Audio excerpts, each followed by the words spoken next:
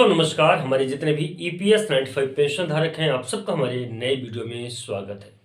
दोस्तों आज हम लोग बात करने वाले हैं सीबीटी बैठक और ईपीएस 95 पेंशन धारकों के इसी फरवरी 28 तारीख को फिर से सीबीटी की बैठक होने वाली है। चूंकि बजट सत्र आ चुका है, ईपीएस 95 पेंशन धारकों के पेंशन में वृद्धि नहीं हुई है।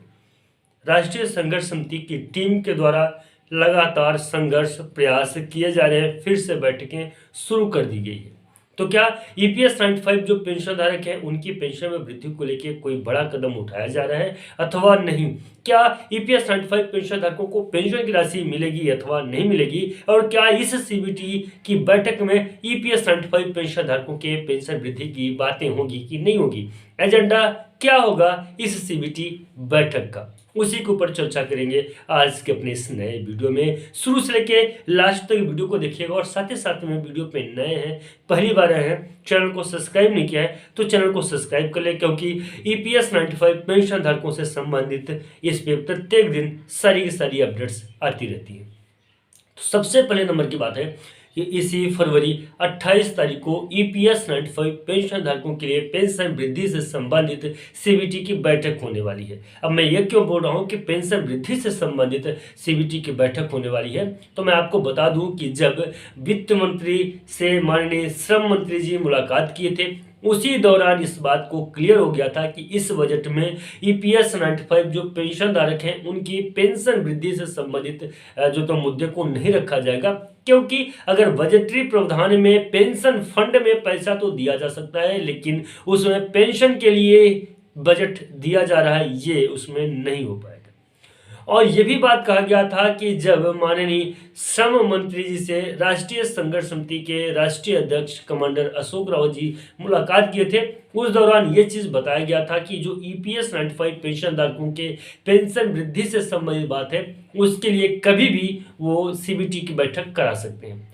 अब सीबीटी की जो बैठक हो रही है, बताया यह जा रहा है कि वो ईपीएस 95 पेंशन धारकों के पेंशन मुद्दे को भी उसमें रखा जाएगा, एजेंडा बनाया जाएगा। क्यों? क्योंकि वित्त मंत्री जी से बात हुई है और माननीय श्रम मंत्री जी से भी बात हुई है और कुछ पेंशन फंड के लिए पैसे की भी बात हुई है, तकरीबन 1100 करोड़ के लगभग आसपास है। उस चीज को भी ध्यान में रखा गया है, इस मीटिंग में, इस बैठक में रखा जाएगा। और सबसे महत्वपूर्ण बात कि ईपीएस 95 पेंशन धारकों के पेंशन वृद्धि को लेकर ये आखिरी मौका रहेगा ये सीबीटी की बैठक, नहीं तो फिर से पेंशन जो वृद्धि होने की बात हो रही थी वो फिर से वहीं पे अटक जाएगी।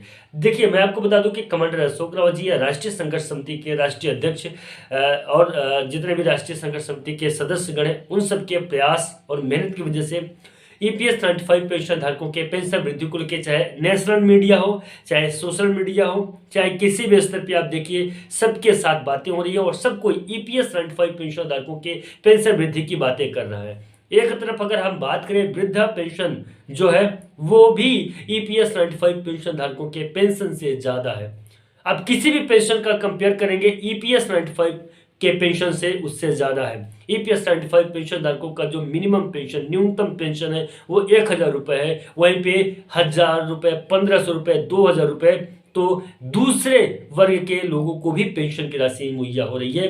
तो फिर ईपीएस 95 पेंशन धारकों ने 18 साल तक कंट्रीब्यूट किया है, इस देश की सेवा किया है, इसके बाद मात्र उनको सिर्फ और सिर्फ 1000 रुपये न्यूनतम पेंशन की राशि, ये एक बड़ा मुद्दा। इसी मुद्दे के साथ में कमांडर अशोक राव जी आगे चल रहे हैं और ईपीएस 95 पेंशन धारकों को न्याय दिलाने की बात कर रहे हैं। एजेंडा सेट नहीं हुआ है और मिनट्स ऑफ मीटिंग में क्या क्या चीजें हैं ये चीजें भी सेट नहीं हुई हैं। 28 तारीख को होने वाला है, लेकिन श्रम मंत्री जी से एक बार फिर से कमांडर अशोक रावत जी बात करेंगे और जिस प्रकार से महाराष्ट्र दौरे में, जिस प्रकार से महाराष्ट्र के लोगों के साथ में, पेंशनर्स के साथ में बैठकें हो रही हैं ईपीएस 95 पेंशन धारकों की, बिल्कुल काबिल तारीफ है। और वो वाकई में वहाँ से जो रिजल्ट निकल के आ रहा है वो सरकार को सोचने पे मजबूर कर दे रहा है कि ईपीएस 95 पेंशन धारकों के पेंशन में वृद्धि की जाए, क्योंकि सरकार भी कहीं न कहीं ईपीएस 95 पेंशन धारकों के ही लिए काम कर रही है और ईपीएस 95 पेंशन धारक भी कहीं न कहीं सरकार के ऊपर भरोसा कर रहे हैं। और महाराष्ट्र सरकार ने ईपीएस 95 पेंशन धारकों के साथ वादा भी किया है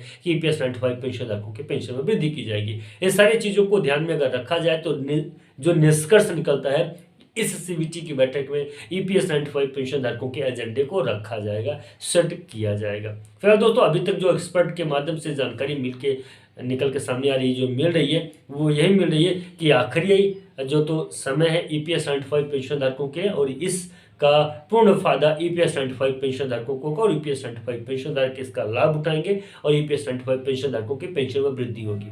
फिलहाल दोस्तों आज के लिए बस इतना ही था। मिलते हैं नए वीडियो में और नए अपडेट में, तब तक के लिए नमस्कार, जय हिंद, जय भारत।